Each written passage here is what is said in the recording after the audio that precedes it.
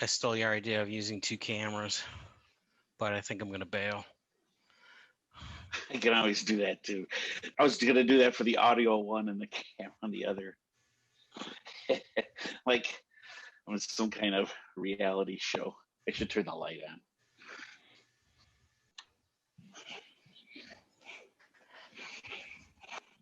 There's Mike.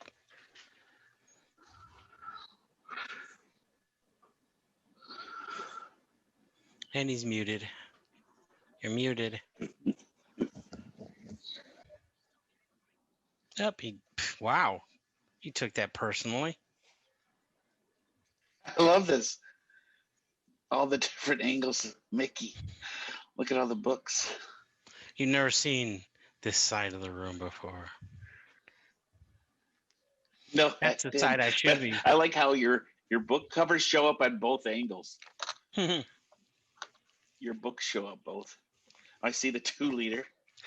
I think it's the only thing bad. Oh, you do see it? Oh yeah. The only thing bad is the lamp behind me. Makes it look like I'm wearing a little hat. I've got a little hat on. I'm trying to avoid showing the bright light, and my top of my tree's falling over. I mean the little Santa on top. Now he's back. I guess we're rusty. Everybody's having trouble signing in, including me. I forgot all about this. I mean, I wasn't lying. I had time. It ended up being perfect because Deborah made dinner tonight. So. Well, you said this was your preferred night, you schmo. Right, it was. It was. I was like, what do I got to do? Well, the snow kind of threw me, and I had to go out there and do the snow, and screwed up the day. Well, I didn't. I left it. This is perfect timing because we were watching Christmas Vacation and eating dinner and cleaned up, and I can still hear the end of the movie going on. Oh no, you missed the ending. Well, I could hear it I've seen it so many times I could see it in my mind's eye. All right. A slurp. I have to edit my audio. Here we go. Leave. Now I have a big, huge screen. I'm going to try to set you guys on it, but if it looks like I'm going to be looking up all the time, I'll put you back down. Does it look like I'm looking up? It does. It's okay. Your camera is way down, but the screen. Yeah, I tried to set it up because I have this big 27-inch screen now, and I'd rather see you guys on the big screen. But that means I have to look. I would avoid that. The camera is below. I'm going smaller and smaller myself. Unless I could. That's what she said. Very good. Regretfully said. If I could line everything up. There we go. Maybe that won't look so bad. I got you guys all. We're all 3 in a row here. Ooh, wow. Wow, widescreen. Yeah, how's that? Is that better? Mickey has 2 cameras at the ready. Nah, I shut my other. Well, I do, but I shut my other one. It's confusing. It's making me dizzy. I'll send you guys a text of what I'm seeing, or I'll send you a picture. All right, got the wife. This is what I see. I didn't get the. Oh, there it is. How many screens do you have? Well, it's just my laptop. 2, but you got this on only the bottom half of the top one. Yeah, so I don't have to look like I'm looking up all the time. All right. Well, hey. Yeah, this is much better than staring at the screen. Sorry, I interrupted you. It's okay. The year is 2020. It's the 1st of December, and you're wasting away on the North Coast with Amigo Schmo. Mike. And Mickey. And 2020 is that much closer to being over. Thank God. And next year's going to be so much better. It can't be much worse. Twitter Twitter tweeted something like, I saw someone do that, retweet it today. They tweeted, it's now 11 months are done of 2020 and people will be saddened people will talk about how the year went so quickly. And someone retweeted said, Twitter needs to read the room a little better. Actually, I think this year has flown by. When you compare it to March, March took like 3 years itself, and then the rest of the months just flew by. March They took forever. Well, I think I get you. I've been working from home for 9 months, and it does not seem that. I mean, I worked from home since spring. Since Mickey's right. When everybody was saying this is the month of April, May, or it was March, April, May, all put together. I forgot how they did it. Yeah, it was getting used to them doing nothing for 14 days. That in itself was a month, and then you had to do another one of those, which was another month within March, and then once the warm weather started, I think this year has flown by. Nobody's sad by it anyway. Nobody's like, oh, I wish it didn't blow by so fast. Right. Yeah, that's true. I'm drinking some Jefferson Reserve. Oh, nice. Bourbon, but it's finished in a Cabernet cask. Wow. So it does have this little bit of a red wine. And the cask was chosen, by the store. It's their own stash. You know what I mean? The bottles come from their own barrels. Yeah, it's like super one fine. Of those things. I found out. I talked to the guy. They actually taste all these things and taste different. A little bit eyedropper of this and eyedropper of that, and they pick what they want, and then they know what barrel to use. Wow. Yeah. So, cheers. I don't know. Well, I have Blake's Triple Jam doing cider now. Blake's hard cider? Yeah. Just seems to be that time of year. I'm really slumming it because I was too lazy to go out and get anything because there's a little bit of snow on the ground. So that makes me a homebody. So I've got caffeine-free Diet Pepsi. That's what I'm drinking. Cheers. Cheers. I follow this guy on TikTok that does bourbon tastings. And he says to smell it and take some and like chew it with your molars. Oh, really? Yeah. It's very flavorful when it fills your mouth. You're eating your drink? Yeah. He says you got to chew your bourbon. I think I've sent you one of his things. He does. He's always, it's real close to camera in his face. And then he gives his reviews, all these different bourbons. I like this. You didn't chew your bourbon? No burn. There's no burn. She's got legs. There's no burn at all. And you could taste the wine almost. Wow. What's the proof on that? Did you say? 90.2 proof. Wow. And no burn. Must be good stuff. There is no burn. Yeah. It's a blend of straight bourbon whiskeys, very small batch. Now, I went to Superfine and I asked them, remember I sent you a thing about the Addictivo is going to have their own whiskey? Did I send you that? You said they were branching into whiskey or something. Yeah. Was it whiskey? Yeah, it's whiskey. Yeah. And it's like it's a whiskey aged in a tequila barrel. Oh wow, it's like the opposite. Yeah, it's the opposite. And it's a company. They're in Indiana. I don't know if they just licensed the Addictivo name and they're going to use that same bottle and everything. So I did the research online, but I had asked the Superfine guys, and they hadn't even heard of it. No idea. They knew the tequila, and they kept trying to say, "Oh, you want this tequila?" No, they're going to make a whiskey. Oh, it was aged in bourbon barrels. This is what you want. No, this is not. I'm telling you, I did my research on this.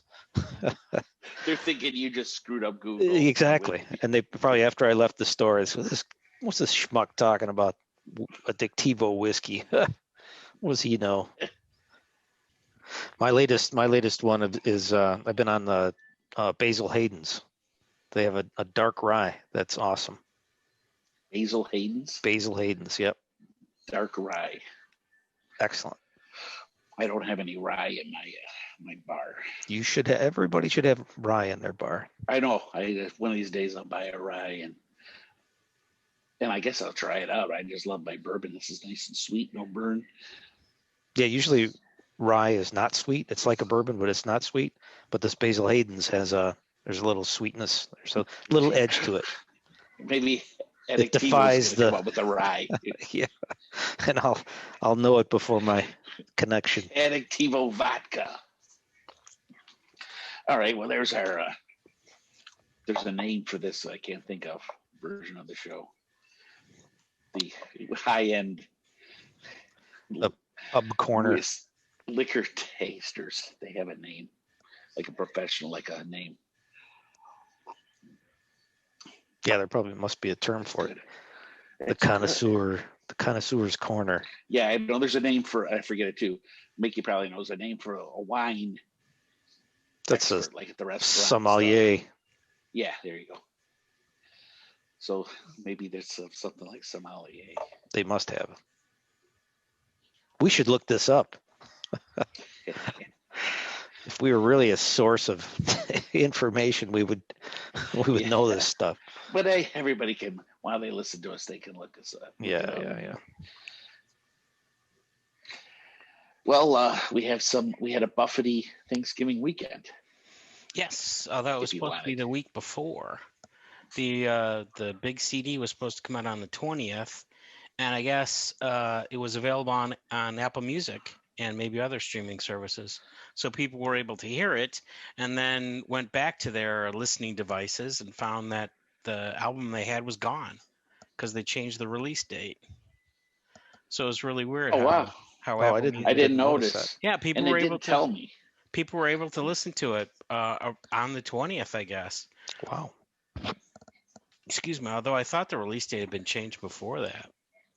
But people were able to access the music, and then it just disappeared. And the release date was changed to the 27th.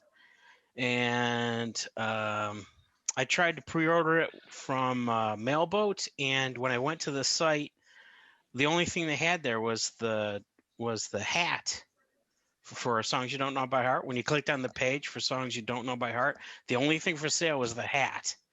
So I'm thinking, oh my God, they sold out already, and it hasn't even come out yet. So I pre-ordered on Amazon, which was $1 more, and they never said when it would ship. And then I got an email that said it wouldn't come out to the middle of December. Whoa. And I'm thinking, screw this. So I go back to Mailboat, and now the album's there, now that it's the 20th or the 27th. So I ordered it on the 27th. And I'm still waiting for it, and it hasn't shipped yet. So now I'm thinking that the Mailboat version's not going to come out to the middle of December, and I'm totally screwed. And besides this, Amazon's got this deal where you can listen to the album through Amazon Music Prime. They've also got Amazon Music Unlimited that you have to subscribe to, but I don't want to do that because I've already got Apple Music. And they also have this auto rip feature that if you buy a CD, you can download the MP3s of it. So I was able to actually download the MP3s and listen to it offline. And then when I got the email that my CD wasn't going to show up till December 17th at the earliest, I think it was like the 17th to the 24th. Then I canceled the order and went to Mailboat. And when I canceled the order, I got charged for the MP3s that I downloaded. So I bought the album twice. I didn't even think about the MP3s that I downloaded. And then I got this email that, yes, your order's been canceled and you've been charged $10 for the MP3. Yeah, it's cheaper. It's cheaper, right? So it's like, oh my God. And for a second, I'm thinking, oh my God, I'm a genius. I pirated the album from them, and then I realized that no. They got you. Yeah. They did notice it. They stuffed that one out already. But if I think if I just streamed it, then nothing would have happened. But I'm thinking, I get the email that says, "Oh, by the way, Amazon Auto Rip allows you to download the MP3s," and I'm thinking, "Oh, cool! I'll just download the MP3s. I can listen to it all over the place."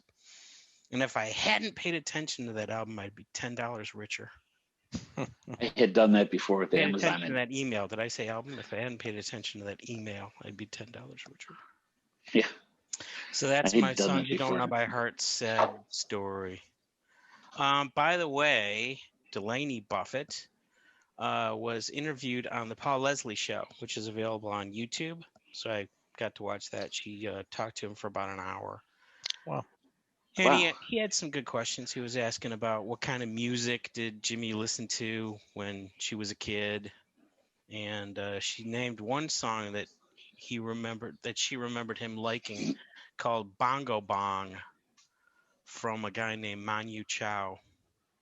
And I listened to the song and did not care for it. I was very surprised. It's kind of like a dance song, like a Caribbean dance song. It's like that's what Jimmy listens to in the car. I was thinking it'd be more singer-songwriter type stuff. She didn't mention That's Life on the North Coast. I might have dozed off during that part. Yeah. I don't They're know. still Maybe I have to go keeping. back. She's keeping the secret, Mike. Actually, no. You know that. This is well, never mind.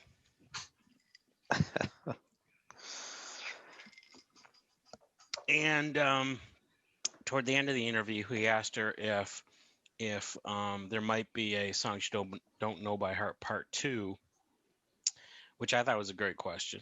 And she said, yeah, she's very eager. She's open to doing that, but they have separated. The families have split apart because they were locked down together for the longest time. But in the intervening weeks, they've gone back to their regular places, regular abodes. So it might be tougher to get back together again. But if that does happen, she's more than willing to do another series. And I was thinking, Dolly Parton put out this like multi-100-page book of all her song lyrics plus stories behind them. And I'm thinking that'd be great for Jimmy to do. I mean, it doesn't have to be as elaborate as the Dolly Parton book, but it'd be cool just to do a book of stories behind the songs. That he would do himself instead of I've got a book of I've got a YouTube book like that where it's the story behind the songs, but that was a guy trying to guess what the stories behind the songs were through newspaper articles and stuff. But that'd be really cool for the singer-songwriter himself to just talk about the songs. Which brings up another question I want to ask, but I'll save that for later on. Because it's about time for the album review section, isn't it? He's trying to move things along here. Yeah, I know.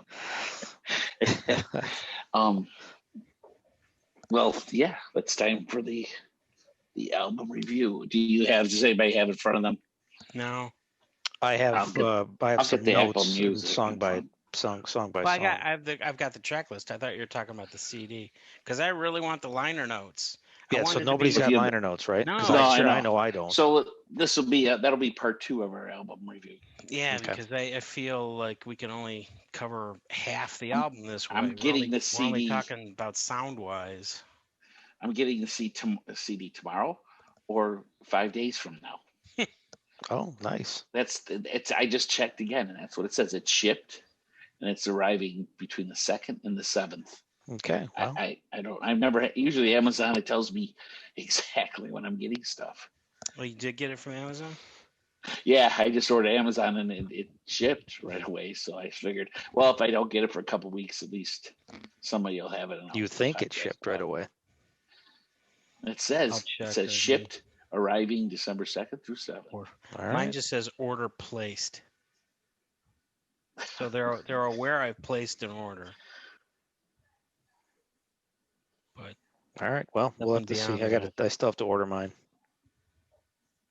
Well, you haven't ordered, Mike? Nope. You'll get it before either of us. Right. Yeah. I'll order it way later. But I have been listening. It's been fun. Yes, I've been listening too. Do we want to go song by song or just talk about stuff that jumped out at us? I'm gonna put the Maybe list in front of me. We can just go song by song. We don't have to like go into. I don't Okay. have like in-depth notes on each one. I just threw a few thoughts down on each one. Oh, it's in my new Apple Music heavy rotation list. That's new, heavy Wow. rotation. Well, track 1 is "I Have Found Me a Home." It's a killer cut. He's going to say that again on everyone. It's got to star next to it. Well, I found me a home. Oh gosh, I never did write down notes. Yeah, I tried to. I kept listening. I was in the car. I was walking. You know.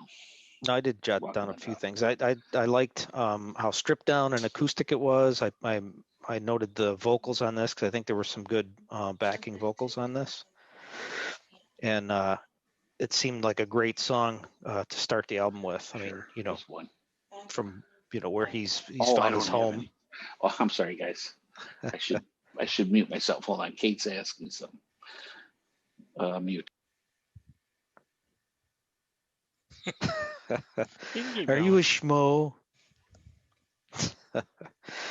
But yeah, anyway, I thought it was a good album or a good song to start it with because it's, he's found his home. It's the Key West era, and it was a good place to start, I thought.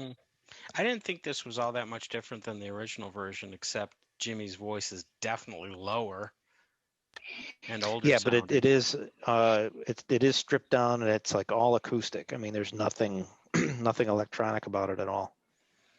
And I'm assuming Mac is adding a lot to it. And I do have it. There's a great guitar solo in this, and I assume that's got to be Mac.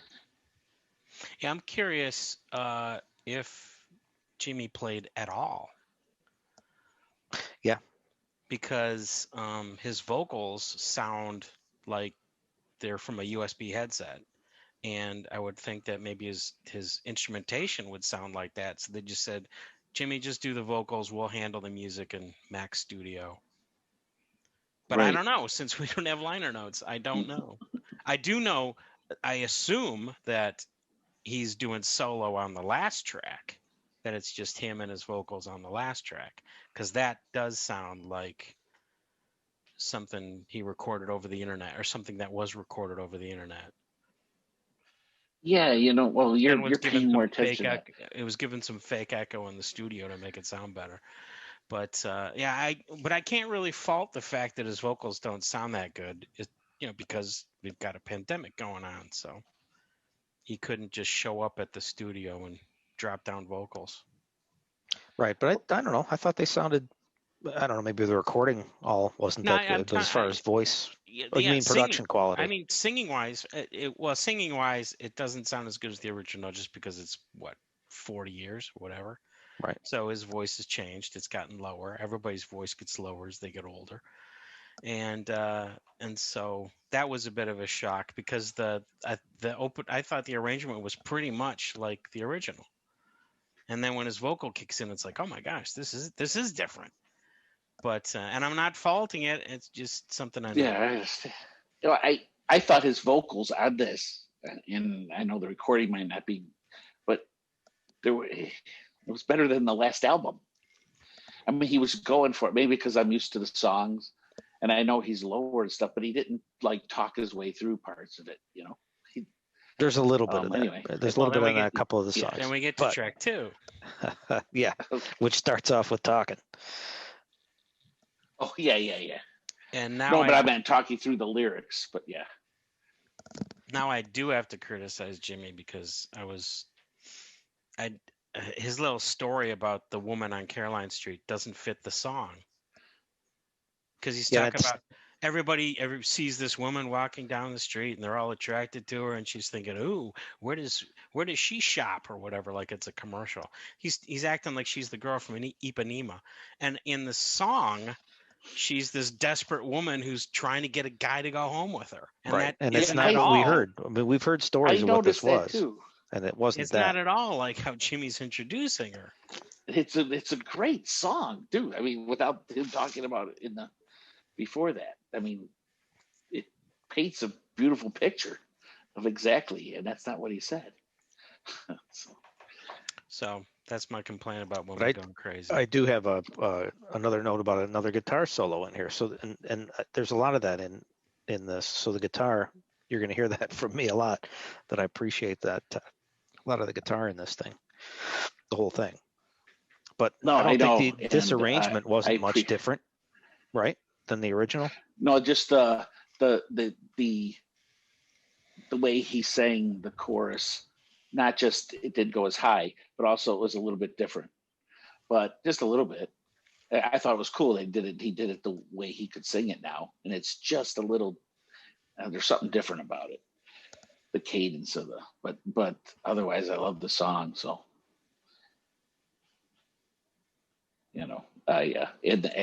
well, we've talked about 2 songs so far. I did appreciate the guitar, and it's probably not an accident that I've also been listening to some Mac albums and songs since. I've been like, so you could probably cruising. tell us that that's him, right? Because that's the style. I mean, I probably, just kept right? going out. I mean, I just assumed this is like a Mac album with Jimmy Buffett singing. That's what I just assumed. And then for some reason, I said, I want to check out this other Mac stuff. And I kept thinking about that awesome interview between the two on that one podcast with like 90 minutes. And it was both of them. And I learned so much about Mac in that interview. So I enjoyed it. But now that you've said what you've said and what Mickey said, what he said with the recording, yeah, he's probably all the guitars. Track 3, Captain and the Kid. I thought this was a great performance. I got nothing more to say. Yeah, this is probably one of my favorites on this record. It was, it's about as simple as it gets. Mm-hmm. Very well done. I liked it. Very a lot. simple, and since he's older now, singing about it, it's more emotional. This is my favorite recording of Captain and the Kid, which we have a lot of. Yeah. I mean, I could think at least 3 in studios of Captain and the Kid. One isn't it on High Cumberland Jubilee or something? And then it's yes, and then it's like on A1A or Living and Dying or whatever. We have to actually check this out. I know we should know. I'm pretty sure it's on High Cumberland Jubilee. Down to Earth. It's on Down to Earth. That's it's on Down to Earth. That's what I meant. Yeah, Down to Earth is the first album. High Cumberland Jubilee is the one they found in the vault someplace. Barnaby Records. Just in time for Jimmy to become popular. They found it in the vault. And it's on Havana Daydreaming. You got it like all wrong. I'm surprised I found it that quickly, actually. Isn't it later on, like in where he redid a few songs? Yeah, I wonder if that's one of the ones he did for the. God, they it's like a late night menu or something. Yeah, no, I think it was the Meet Me in Margaritaville. There you go. Compilation. So yeah. I've got all my albums chronological. So where the heck is Meet Me in Margaritaville? I thought this was one of the ones he redid. Yes, Captain and the Kid. It's the final song on that compilation. Is it one of the ones can you tell that he re-recorded? Yes, that's what I'm. Oh, it is. I only for Meet Me in Margaritaville for my Apple Music collection. I only ripped the new recordings. Okay. So yes, it's the final track. It was disc. It's simply my favorite version of this song. Yeah, no doubt. This is a standout for sure. Yep. There are so many songs on this album where I didn't even comment. It's just like they're perfectly fine, so I didn't say anything. Yeah, and Captain and the Kid's one of them. It's like, yeah, that's a great song, and it's good to hear it again. Delaney Talks to Statues, track 4, and this one stood out because it did sound differently than the album version because they had that drum machine backing, and I don't know if I like it, but at least they made an attempt at making the song different. See, I liked it way better than the original. Oh, yeah? I just liked that it was more upbeat. I think the arrangement helped it. For me, it was more of an upbeat thing. Yeah, I don't remember the original so much. I mean, was it slower? Yeah, it was. I don't know if it's necessarily a lot slower, but it didn't have a steady, like the beat that. No, this had a definite gallop. It just kept. Yeah, it was. Yeah, It was. it felt good that lighter way. and, So that and makes more sense fun, that you still right? It wasn't like as I don't know. This seemed to flow better for me. I don't know. And again, now I'm hearing it after hearing their video together, the vignette for this song together. So then I enjoyed it more because I hadn't listened to the album recorded one since I saw the video. That I'm hearing this, and of course I heard him do it, try it again, on the YouTube, and just he was talking to her about the song, and I enjoyed it more. Yeah, but it's supposed to be like a fun song. She's a little kid. It's supposed to be, jolly, happy, right? And that comes across more now than it did than even in the original, I thought. So anyway, I appreciate this one much better than the original. Right. It keeps happening. We turn into little fanboys. Well, you know what? Especially me and Now, you. because Mickey of has this, we're hearing like the old stuff that we appreciate as fanboys, right? This is our wheelhouse. Something to do with the COVID stuff going on all year and all the interviews. I mean, Buffett's been emotional. He's been forthcoming. He's doing all these interviews, and they're not just the same old thing. They're, it just all bubbles up in them. And I enjoyed this album thinking about all those, things I've actually learned about them since all this started. It takes us to track 5, 12-Volt Man. This was I didn't have anything. 12 Old Men. Yeah, 12 Old Men. I didn't have anything to say about that. I thought that was a really good performance of it. But I am partial to the original. I'm not even sure why. Maybe it's just because I'm used to it. But it's not that much different. But the original is it's a better production, I guess. This sounded like it was a little sadder. I don't know. It came across sadder to me. Maybe it was a little slower. Maybe there was a key was, a chord was added, or I noticed a chord before, and it was just sadder. What's the saddest of all chords? E flat major. E flat minor. What am I saying? E flat. It's got to be a minor. E flat minor. I meant to say minor. I don't know why. There might be an E flat minor in there, and it's just a little bit sadder. See, I don't know. I kind of liked it better than the original. To me, it was like more stripped down, thinner. I think I just like the sound of it. I think the original's more stripped down. Think so? Yes. I don't know. I like this. I really should. Maybe our homework until we get the liner notes is listen to all the versions of these songs. Yeah, maybe this is our initial response to it, and then we're going to go more in depth. Yeah. In episode 2 through. Pick 4 of them. We'll do a forecast to dig into. Track 6, Peanut Butter Conspiracy, which I thought sounded like it was the studio version of the Show Ponies concert version. Studio version of a what? Go ahead. No, it was kind of bluegrassy, kind of like that stripped down bluegrass. They already did the acoustic bluegrass version of it live on stage, and now they just did a studio recording of it. Didn't they even have one of those whistles in the back? Yeah, those.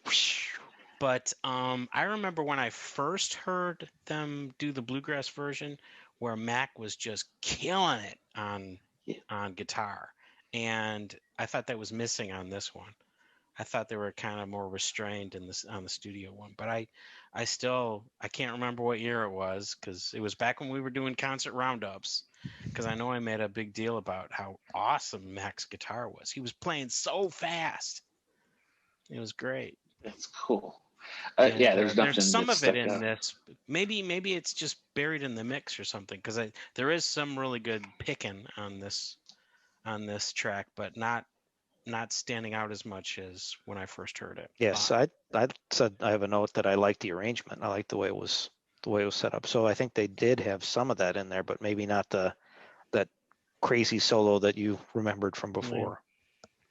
And Jimmy can't resist adding some commentary to the song. Right. I like the commentary here because it matched what his story for once on what he had told.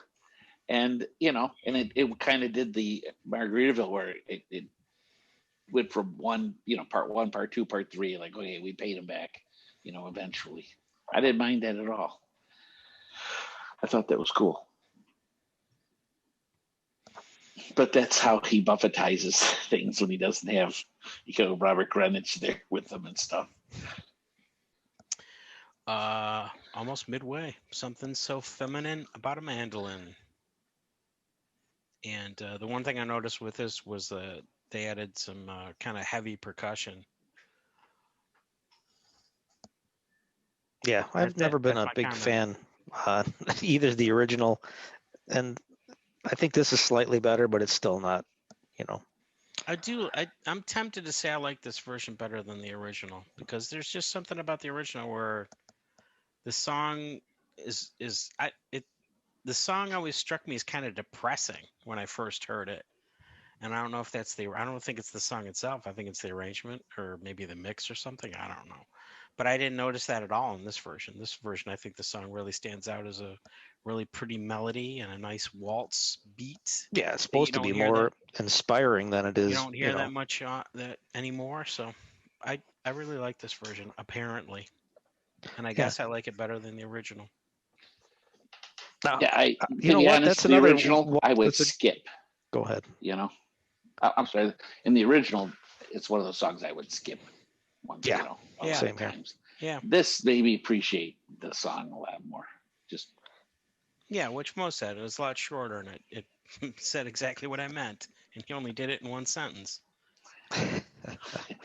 But you mentioned the waltz, kind of the timing on it. A lot of these are waltz. A lot of these songs are waltzes. What's the other one? I think it's. There's a few of them on here, and I made a mental note of that. Yeah. Well, a lot of his older stuff and country stuff was. Yeah, and of course there's waltzes, right? Yeah. Yeah, there's more than a couple on here. We'd have to go through track by track, but it's okay. That'll be in a couple more podcasts. It's another assignment. Name the waltzes on the last release. A forecast of waltzes. Next. Love of the Mickey's Library. favorite song. I would not go that far, but I do really like this song. Yeah, he always liked that. He has years.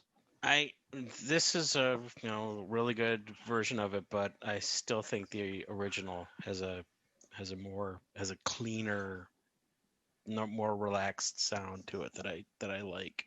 I like the production values of the Fruitcakes version more than this, but this is really good anyway. See, I never really cared for the song, but I think I like this one. To me, this is more simple. This is a piano song, and this probably is like the only piano song on this record.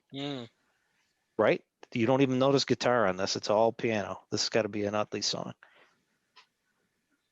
That's right. I did notice when Utley made I can't remember. I have no notes for this song, but look it up. It's all piano. Yeah, I remember hearing piano too, so it must have been this song, but I didn't make note of it. It's when on the whole album, whenever I heard piano, oh hey, Utley. Yeah, but this is a piano song. That's the main instrument. There's your assignment. What? Find the piano? No, just listen to it. It's our forecast for March. Wait till the CD comes out, and we can look at the liner notes and watch there not be any liner notes on it. Maybe it's just a cardboard envelope, and that's it. We're waiting desperately for the liner notes to come up. Track 9. Should we move on? Sure. Yes. Chanson pour les Petits Enfants. And this one I really, well, I shouldn't say really, but I miss all the instrumentation from the Volcano version.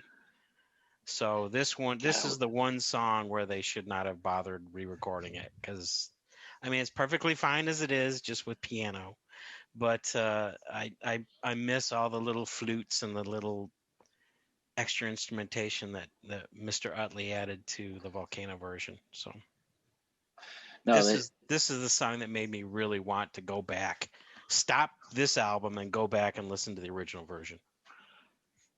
I understand completely. That's exactly. I mean, I was going to say something similar. Just no, this one is not. It's cool to hear it, and it's a cool little song. And but yeah, it's the best version. It's definitely the definitive version, for sure. Yeah, I agree. I appreciate this. I thought it was fun. But yeah, I got to go with the original on this one. Mm-hmm.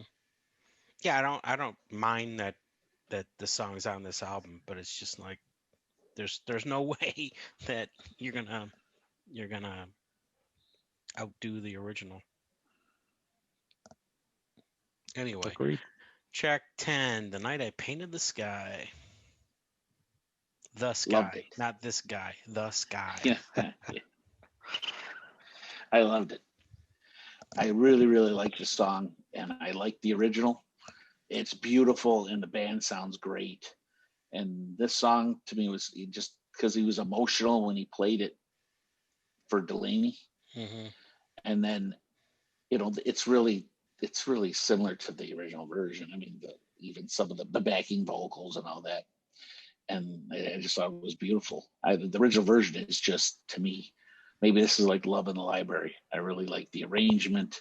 I just love to turn it up and listen to the band play, similar to Steamer.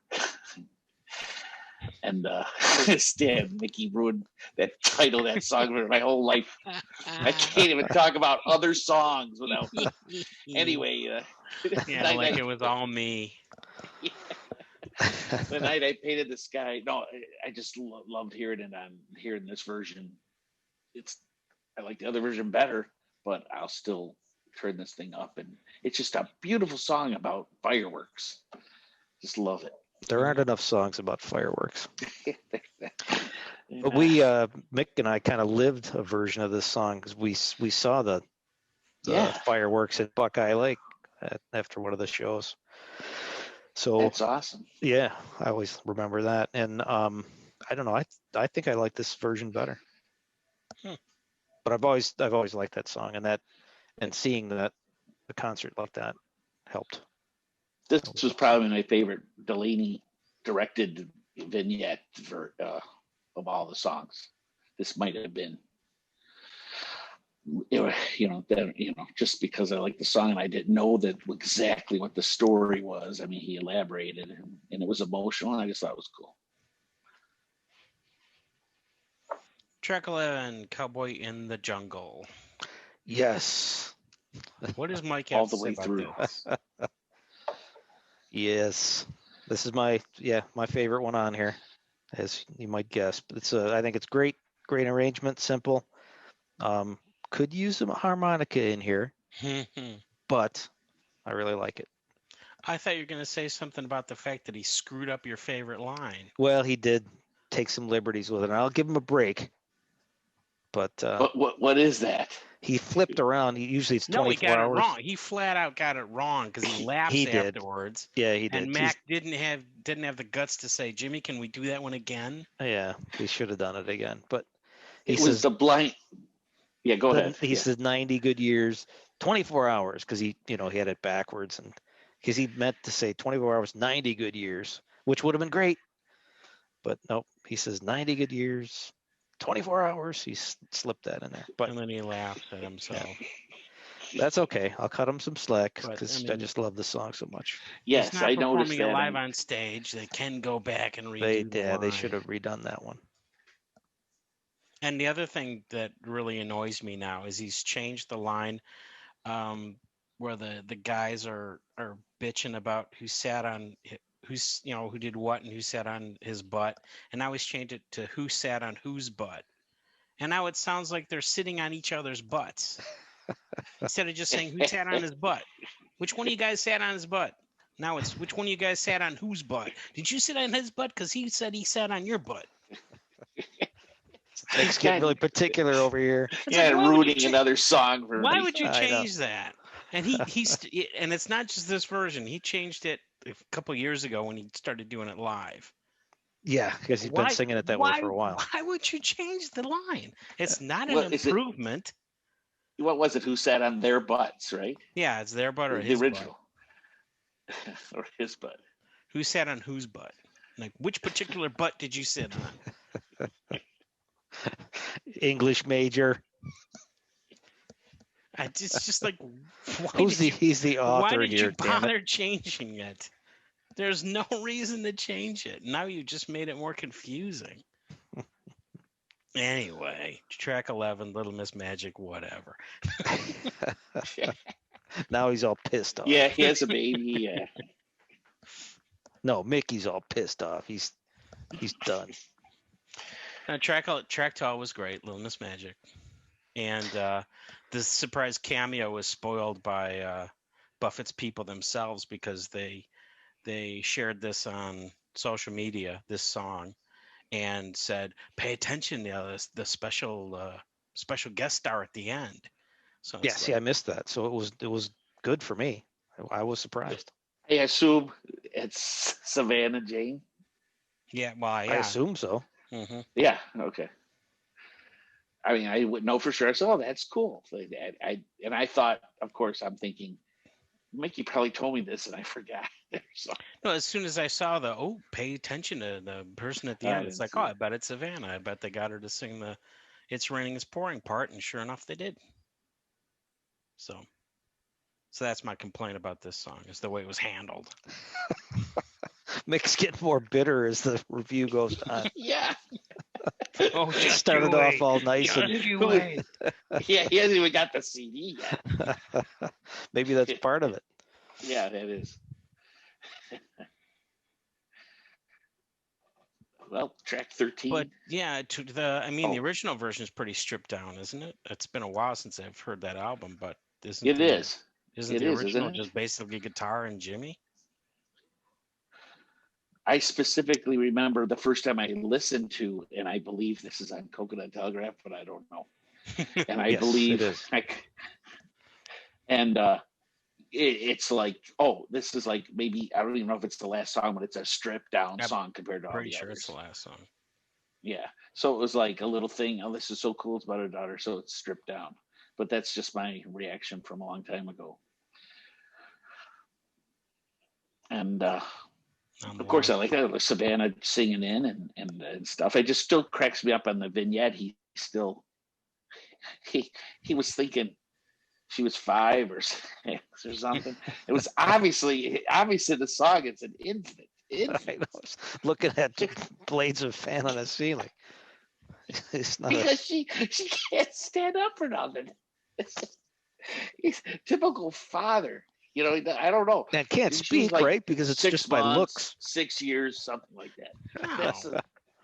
It's not. She's not an infant in this song. Yeah, I think she's an infant. No, I think pretty close to it. No, I don't think walking around. She's got to be like 2 or 3. No, he went over in the vignette. He wrote. Well, the song he got it wrong. Like when do babies start walking? Is it like no? But whatever. She was born like one year, and he recorded it the next year. He recorded less than 2 years after her birth. I mean, it was on Coconut Telegraph. I will have to. So he's inventing all this stuff that he's singing about. No, she's by the time the song comes out, she's not even 2 in real life. We know the dates that he recorded the song, or but he's singing about a kid that's beginning to talk to him. I catch a little more dialogue coming my way. So she's got to be Does he say dialogue? Well, they could say, but there's just, you could throw could words like out there. Or yeah, right. Exactly. That's the way I took it. I always assumed she was like 3 or 4 in this song because she's experiencing the warm breeze on her gentle skin. Yeah, riding around in the car. See, you like that. I'm thinking, what's he taking an infant in there? Well, I wasn't going for infant, but I was going for I wasn't going 3 or 4 doing an either. Astrological reading on her birth. I was just listening to the song. I'm thinking 1. I'm thinking. No, I'm thinking like 2 or 3. I was thinking 2. That stuff. I was thinking just starting to toddle around. We got to figure this out. This is gonna really bother me for like a while. this is funny. We're gonna figure this out because I'm not saying I'm absolutely right, but this is what I'm thinking. But yeah, the confirm was like, he's driving with the top down. It's just an infant. But we can all be sure she wasn't 5. Yes. And he even said, when you start walking, when you're 5. When do you get teeth? When you're 7? The typical father. An old father. Can't remember. Yeah, and Mrs. Buff is probably just rolling her eyes like Jimmy was ever involved in the child's rearing. Right. He was home for one day during a tour. He wrote a little song about her. Hey, come back from the tour, fall asleep on the couch, get up, record another album. He gets all the credit. She's like, he writes He's doing all the work. Song, just 4 verses in the chorus, and now he's dad of the year. He never plays it live, but he's the greatest father.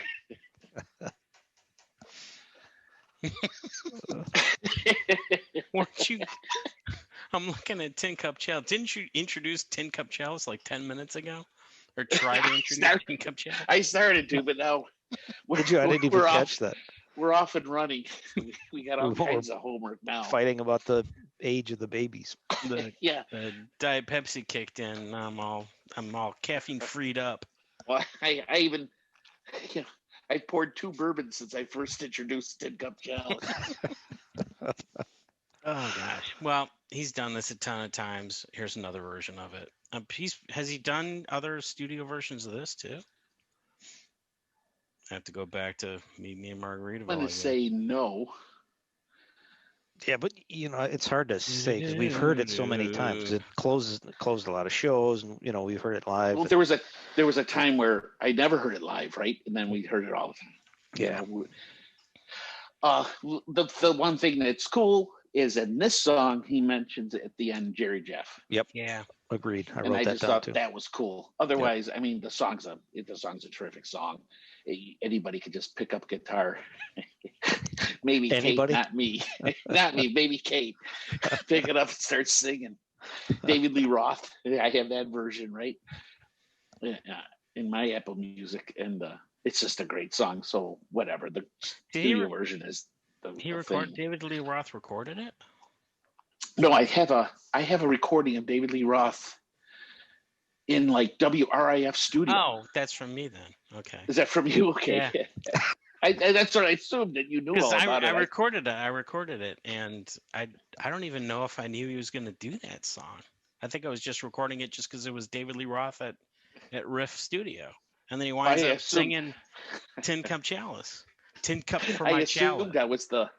I was the last. You guys knew about that, so I mentioned it like that. I couldn't remember how I got it. Yeah, I mean, Savannah was around 30 at that time. There's another age we got screwed up. Ugh. So yeah, I don't think we have anything to. Yeah, it's not remarkable, the but only except remarkable for the shout out. Yeah, it's a great song. Period. He doesn't fuck it up, mess it up. Sorry. Wow, they've got our E rating. Yeah. Well, yeah. I hope Savannah's old enough to hear that. Talking. Even but the shout out to Jerry Jeff, where because get that Packard up and let's move. I thought his video froze there for a second. No, I thought he wanted it to freeze. We're just pretending. I guess Schmo's video froze. And that was cool. And then he referenced Jerry Jeff there instead of I Found Me a Home, which I've heard him reference them before. So that was cool. Tonight I Just Need My Guitar, the penultimate track 14. Hey, did he do this song in those vignettes? Oh, is this the one? Christ. We went through this already, Schmo. Please pay attention. Yeah, I know. We went through this. Is this the one? Yeah, this is the song he did not do a video for.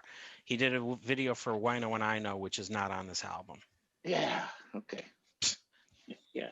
We should do a podcast. That's what's missing earlier. We're doing this song. Where's Wino and I Know? So he's listening to the album. It's a meta. Yeah, there's going to be a thing. volume 2. He didn't need to include Wino on the album because he knew Winos would be listening to the album. Yeah. It's a whole meta thing. It'll be on volume 2. What'd you guys think? I loved it. Yep, thought it was great. Just him and a guitar. Don't know who was playing it because we don't have liner notes. But just tonight, I just need Mac's guitar. Very good. It sounds good. I like it. Yeah. And track 15, which I assume is just Jimmy all by himself, singing "Death of an Unpopular Poet," which I misspelled in my notes. I see for the first time, or maybe it got auto-corrected. Like it matters. That's which word did you misspell? Poet. It came out port, P-O-R-T. So yeah, That's an unpopular port. Yeah, it's wiring. Nice. It's an electrician joke. No, electrician doesn't work. It doesn't work at all. It's networking guy. All those electrician folk songs. All those folk songs about electricians. It's your network administrator. Yeah, I was thinking like guys that do computer wiring, but I couldn't think of a term for that. Like it matters. I'm cutting all this out because it was stupid. So whatever. No, you mentioned it before, and I hadn't really noticed that, Mick. What? That this is probably him and his guitar and how it sounds. You know, you tune into that. I didn't. So that's cool that he played it. I know that. But Bob Dylan really liked the song. And I don't know why I'm mentioning that. Every time. He's such a Dylan head. Yep, every time. He loves him some Bob Dylan.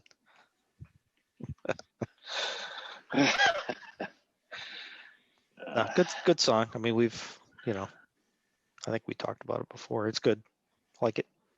This is a nice concession for the people that just wanted Jimmy playing on the whole album. It's like, well, here you go. This is what it would sound like. And now be grateful that we had Mac in the studio. Yep. That's mean, though. It's not. Why doesn't Jimmy have a studio, like a real studio? He has the money. Well, not good enough for him to. He's got like an in-house studio. Yeah, but it looked like he did though. It did. He had all these equipment. He had a soundboard next to him during a few of those tracks. Maybe he just doesn't know how to use it all. Didn't he have his son in there working it one of the times? I don't remember which one that was. I think that was the final. That was the final video, I believe. Was it? Yeah, when they were showing behind the scenes clips, I think. But anyway, this is a really great song, and it was cool to hear Jimmy play it all by himself. And I like the closing comments. That was kind of cool. He had a little message for everybody listening. Yep, that was cool. Yeah, and this is the way this song should be played. I think just a guy and his guitar. And that's it. Almost an hour's worth of new recordings of old songs. Which is what we've been asking for. Yeah, I mean we've been clamoring for a concert like this, just to play all the old stuff. Mm-hmm. And then but here's the record. Yep. So take this on the road, and we got it. Okay, so here I've got two questions that I wanted to ask you guys after having heard the album and watched all the videos. Given the choice, this is what I wrote. I'm probably gonna.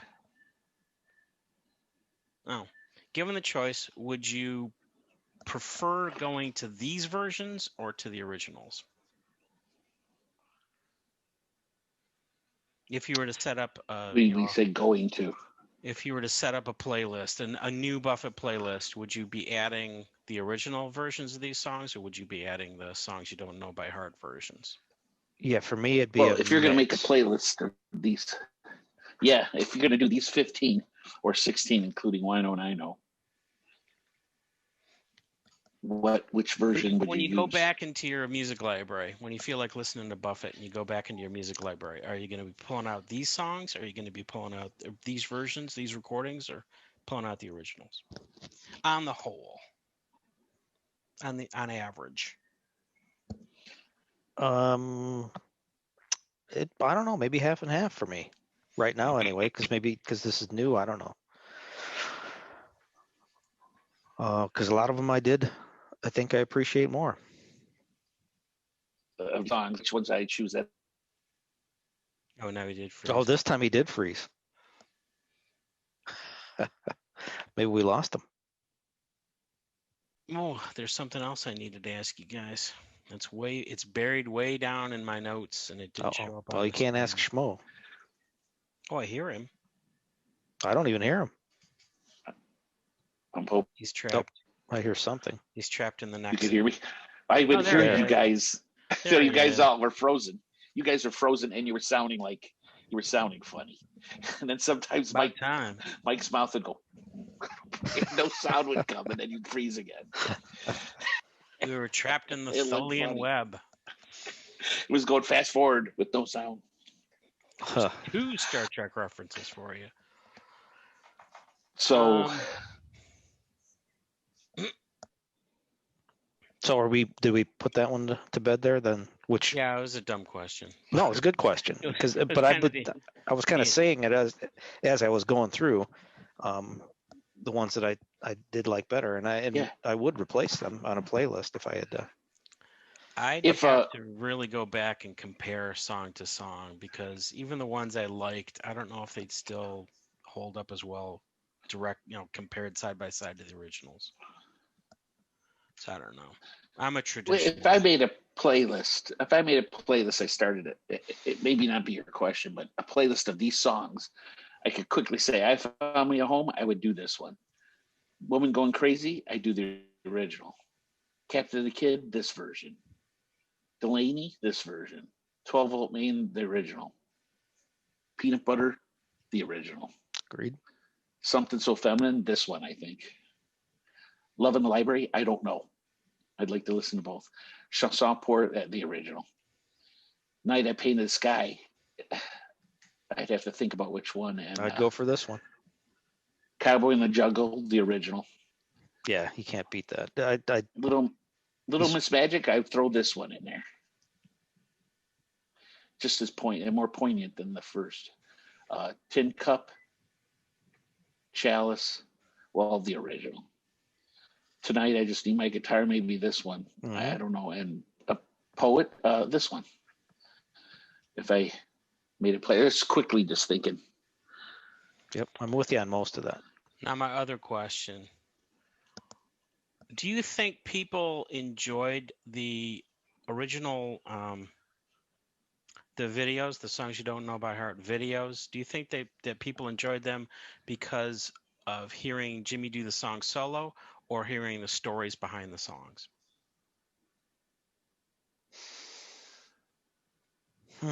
Stories? I can tell you, I liked it because of the stories. Yeah, that's a tough call. Because I was thinking, for me, I think it was the stories. I could just listen to the first 3 minutes of these videos and be happy without having him perform the songs afterward. Honestly, I listened to the first, I loved the stories. And then when I listened to the song, I wanted to pertain whatever part of the song to the story, but also see if he messes up or something, because he hasn't played the song in so long. I know there was many takes too, and that's what they were. And then the end of the video, like where he was emotional once, or he would say something smart ass at the end of it or something. It was all about the stories, really, for me. That's why I was thinking that he could, if they don't need to get together to shoot videos of this, that he could do that Dolly Parton book where he could just talk about the stories. But wasn't it cool seeing the man himself, the master, playing, something they hadn't played in a long time? I thought that was cool. And something, some of these go way back. They're old school, and there he is. There's the same guy. He's playing them. Mm-hmm. Yeah, I want to say Captain of the Kid was written like in 1971. And, he's playing it now. That's a long time ago, 50 years. That'd be before 71. It would be like 69. Maybe, okay. The album came out in 70. The Okay, album came there out you in go. 1970, according to the date I have. I could be wrong. So 69 or 70, probably. I mean, at least by the time he has a publishing date of 69 or 70. I remember seeing that song and a couple others, like in the shelter, where they had an earlier date than all the other songs on the album. You know, when you looked at the lyrics, and I was like, "What's that about?" Then I found out about the other albums through Mike because he thought he was buying a new album. I did. They fooled me, man. Hey, here's a new one. It just came out. Well, you and your dad, they would have fooled any of us back then. We would.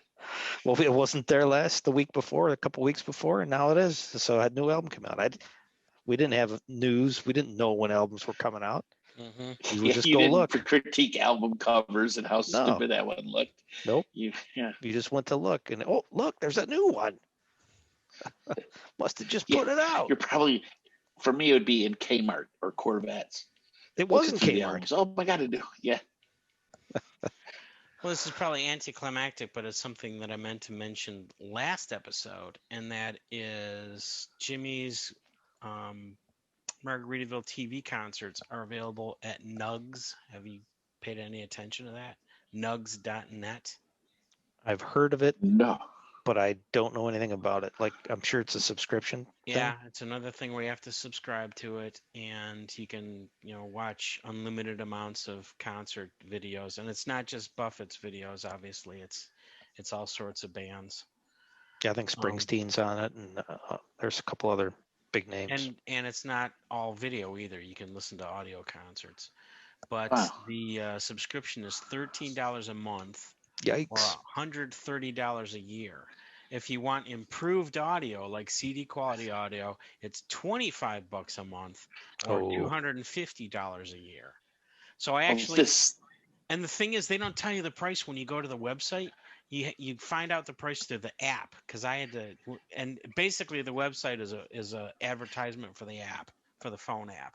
So I got the app and just checked it out. I didn't subscribe because Disney Plus ruined me, and that's why I had to get rid of it. And so I was just checking it out. And U2's on there too, but they only have a very small amount of audio concerts. And at the time, they only had a small amount of Buffett concerts. And they had 2 Detroit shows, but there were Detroit shows I already had videos of. So fortunately, I didn't have to subscribe to see those. But it was through the phone app that I found out what the prices are. And as soon as I saw how much it was, I bailed. And I even deleted the app so I wouldn't accidentally click on something or tap on something. It's too much. That is pretty steep. I reloaded the app this afternoon when I remembered that we were going to be recording tonight. And obviously, they registered the fact that I logged in again, because immediately afterward, I got this email saying that I could get $80 off my first year. So my first subscription, my first year would be $50 as opposed to $130, which is slightly better, but I'm still not doing it. No. So it's a shame. It's a shame that they're just pricing themselves out of existence. Yeah, because they're still going to have concerts on Margaritaville TV, right? Mm-hmm. Yeah. So I mean, this is the opposite. I'm not going to binge. To not make. Yeah. Schmo's frozen again. Yeah. Well, isn't this company, this Nugs company, isn't this like some friend of Savannah's or something? It's really? Somebody the family knows or something. And he was all about helping them get this business off the ground or something. It could very well be that the fact that it's so expensive is that more money is going to the artists, I would hope. And also probably paying their incredible bandwidth fees for all the video they'd be pumping out. But even so, even at the thought that my money would be going to the artists, it's like, that's too much. Schmo's gone. Cool. Now we can really start the show. Now there's just 2. And soon there will be 0, because we're done, aren't we? I think he only had. No, it was unlimited tonight. Tonight was unlimited. Oh, tomorrow. Yeah, you're right. Tomorrow he had a 9:30 deadline. That's why I was thinking. He even said this, this is the preferred night. So when I texted him, he's going, "Oh my God, I forgot all about it." And it's like, you ween. Even though you're the ween, he's a ween too. He's the ween. You picked this night and then you go and forget about it. And it was one night after he suggested it. And oh, there he is. I'll tell you later.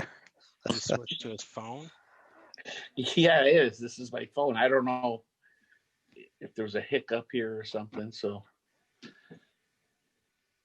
all right. Well, hey, the bourbon's gone. Uh-oh. Not really. I only had this much. I'm gonna have to go choose some bourbon myself here. I drank a bunch of my pop. So, 2 albums in 1 year. Yeah, all due to the pandemic, right? Yeah, with there's more activity going on. Yeah, with no tour and but I mean, he still got another album out during a pandemic. So, thumbs up for this one? Fins up for this one?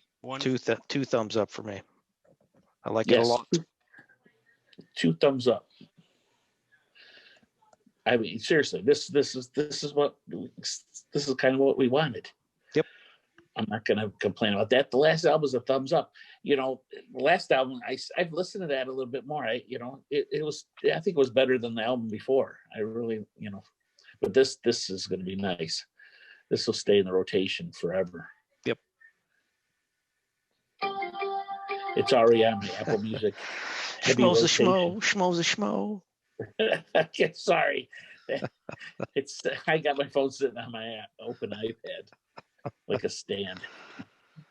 I don't want to throw off everybody with a whole different angle. I try to keep the same angle. So. Well, it looks the same. It's a little nice job. But yeah.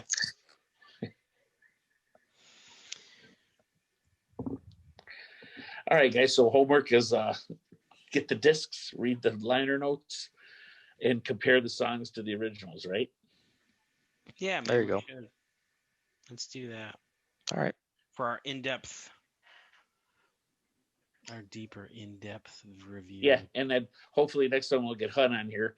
I know he's been listening to it. And yeah, he's got to appreciate this.